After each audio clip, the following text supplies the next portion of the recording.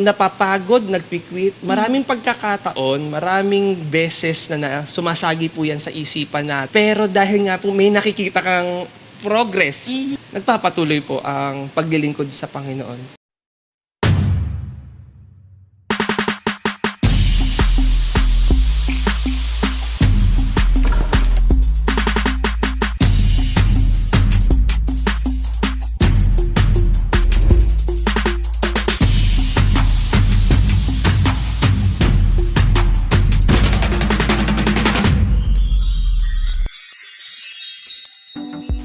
Hi! Magandang buhay! This is your Lady Red Driver, and now is the time to bring you into the beauty of life. Ready? Let's go! Hi, beautiful people! We all know that it's been months since we have our last Lady Learns. And for today, alam ko naman na marami tayong matututunan. And our special guest is very close in my heart. At sino nga ba siya? Bakit ko siya in-invite to become the speaker or para ma-interview natin for today? Let me first introduce him to you. This man of God is very, sasabihin ko talagang close sa Lord kasi highly favored ang taong ito. Very passionate when it comes to church discipleship. He is very humble, having also an entrepreneur mindset at the same time. One of the primary leader of the Praise Church Maine, headed by Pastor Loy Gatchalian, and a pioneering here at Praise Church Malabon. Huwag na natin patagalin kasi very excited na akong matuto sa kanya. At alam ko din na ikaw din. Let me now introduce you to the man of God and highly respected Pastor Mel Basilio. Hi ate, how are you po? Yeah, ikaw po ang how are you, Pastor? Mabuting-mabuti. Ayan. Sobrang napakabuti po ng Panginoon. I heard that you're very busy, Pastor. Ano pinagkakaabalahan natin, Pastor? Ngayon po, siguro po mas nagtututok po tayo dito sa Praise Church Malabon at saka sa mga pinagkatiwala ng Lord sa mga munting negosyo po natin. So, yun naman po tayo ngayon. Sige, Pastor. Since ang topic natin ngayon is about church discipleship, Apo. Pastor, gusto ko lang pong malaman at gusto rin malaman ng ating mga viewers for now as we open this discussion. Can you share to us paano po nag-start yung journey nyo being Christ disciple? Nag-start po siya, siguro bata pa lang po ako, talagang lumaki na po ako sa simbahan. So, sa simbahan na hindi naman po siya hindi po tayo sa born again pa, pero lumaki ko sa simbahan, mga ninong ko, ate, mga ninang ko ay mga pare at mga madre. So, active po tayo sa church. Yung nanay ko, ang mga kumare at kumpare ay mga talagang laking mga loob ng simbahan. Pero dumating yung point na si Papa, yung tatay ko po, ay in-invite kami magkakapatid sa Praise Church. So doon na nagsimula naman na mas lumalim at naging disciple tayo ng ating Panginoon. Nangyari po yun siguro yung naghiwalay si mama ko at saka si Papa. So si Papa parang naging Christian, naging born again Christian. Kami naman pong namroblema na pamilya, yun yung pagkakataon din siguro ng Panginoon na ma-invite kami sa church, sa Praise Church. So yun yung ginamit ng Lord na para mas magkaroon kami ng malalim na relasyon sa Panginoon. Pero bata pa lang po kami, active na po tayo sa church. Marami tayong kaibigang mga non-Christian, mga disciple, pero sobrang galing ng training ng Lord sa ganong sitwasyon namin na pagkakakilala namin sa Kanya. So hanggang na-restore yung mga problema namin, hanggang nagkaroon kami ng maliwanag na direction sa ating Panginoon, ayun, yun, doon nagsimula. Mga 2007, 2008, after kong graduate ng college, doon po kami na-invite sa Praise Church Manila.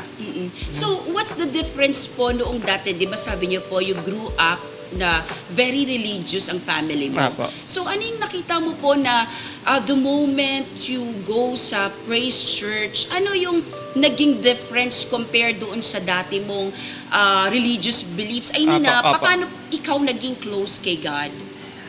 Siguro mas nag-level up lang po yung relationship. Sa pagiging active sa loob ng simbahan, ano na po may seed na po tayo, na train na po tayo doon.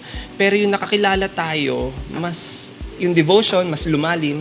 Yung pagbabasa ng Word of God, mas naging intentional. Yes. At the same time, yung napasok tayo sa discipleship, yun na po, doon na nagsimula ang maraming kwento kung paano ka rin na nagdi-disciple, paano na rin po ako nagdi-disciple. So ayun, doon na po nagsimula.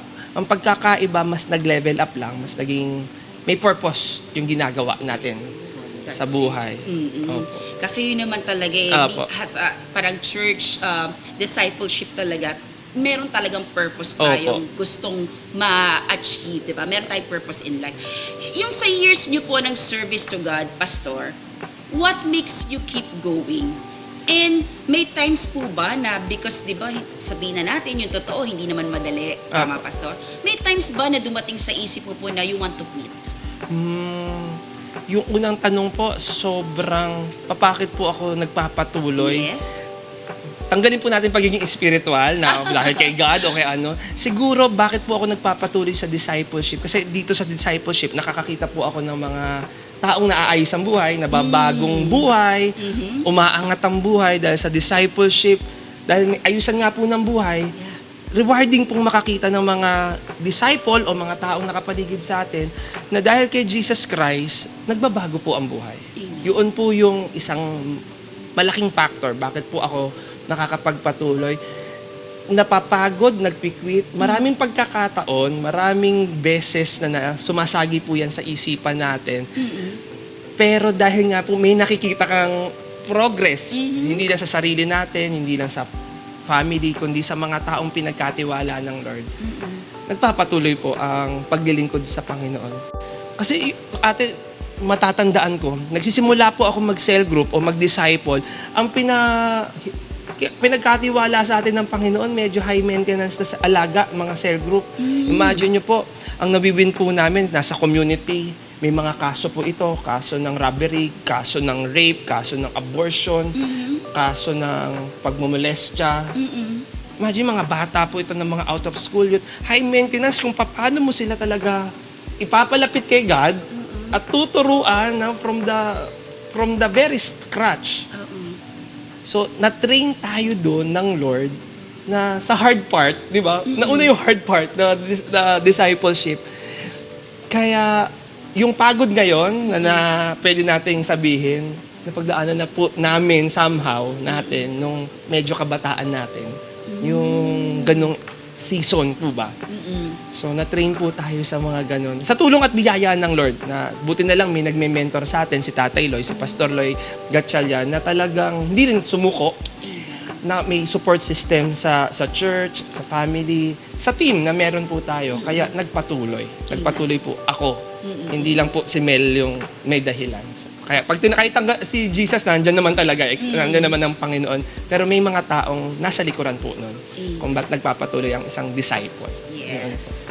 Thank you for that, Pastor Mel. And for now, paano nyo po napapagsabay? Kasi I believe that you have businesses, right, Pastor? Apa. So, paano nyo pong napapagsabay na i-manage yung business nyo and at the same time, especially ngayon na meron na kayong pinapayo, meron na kayong inaalaga ang church. So, paano nyo pong napapagsabay yun? Paano po ba? Ganito lang siguro kasimple siguro ate.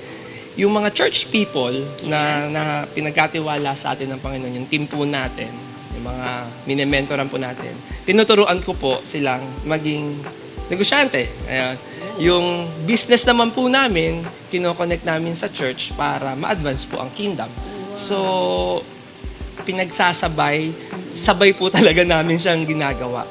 Sabay. Pero pag nasa business ako, business muna. Pag nasa church ako, church muna. Pero sabay po siya. Sabay po siyang parang bisikleta. It goes together talaga. Hindi pwedeng may ma-left behind. Kasi kung sino po yung kasama ko sa pagnenegosyo, kasama ko rin po sa church. Sila din. Kung sino kasama ko po sa church, sila rin po yung ka-vision ko para mausad po ang kaharian ng Lord. sa pagnenegosyo. Kasi sila- Talagang dala-dala mo, Pastor. Ang negosyo at ang church at Oo the po. same time. Yeah. Wow, ang galing. Si negosyo po ay ginagamit lang ng Lord, si business, para ma-finance si church. Yes. Pero si church po ang magmo-mold, ang Word of God po ang magmo-mold sa isang negosyante o sa isang miyembro po natin para maging mabuti siyang negosyante. Ay, Yun po. galing. Pastor, how do you train your primary leader? By the way, ano pong pangalan ng team ninyo, Pastor? Jairus Network po. Okay. How do you train your Jairus network? Paano mo silang tinetrain to become like you? Siguro hindi muna sa akin, pastora, ate, siguro maging katulad talaga sila ni Jesus, Yeah. yun. Nakababad po talaga, nakatungtong po talaga sa salita ng Diyos. Yung lahat ng plano, lahat ng decision, lahat ng gustong hakbangin, dapat may word of God po talaga. May instruction ng Lord kung bakit natin magpuput up ng negosyo, bakit tayo mag-i-invest sa ganito, bakit natin gagawin ang project nito sa church, dapat po nakatungtong. Yun po yung pinaka pamantayan po natin. May word ng Lord at nakatungtong sa instruction po ng ating Panginoon. Talagang, Yung training po ba? Oo nga. Opo. Paano Yun. sila lumalim pa, di ba? Opo, kasi mahirap pong mag-disciple talaga na wala po ang salita ng Diyos. Kasi wala po eh. Yayaman lang, magiging matalino lang sa paghawak ng pera, pero kung wala yung dahilan kung bakit ka pinagyayaman at wala kang purpose kung bakit ka pinagkakatiwalaan ng Lord sa isang bagay, sayang din po eh. Mauuwi rin po sa kawalan. Para sa akin po. Opo. Pero ito po, yung pagtitrain po sa kanila, inuuna mo po talagang ayusin yung puso nila bago mo sila bigyan ng skill o para i-develop yung skill. Pag maayos na po yung puso, maayos ang puso sa Panginoon, sa pagbibigay, sa pag-aalaga ng mga bagay na pinagkatiwala, madali na po yung ma-develop yung kakayanan eh. Tama. Pero kung nauna po yung skill, baka pwedeng yumabang muna bago mo ma-unlearn yung mga bagay na yun. So, Totoo. yun po yung nakatungtong po dapat sa salita at instruction ng ating Panginoon. Okay, galing. Moving forward, Pastor, can you share to us, di ba pag nagsisell group po kayo, do you Opo. have any funny moments together with them? May naalala po ba kayo? May nare-recall kayo?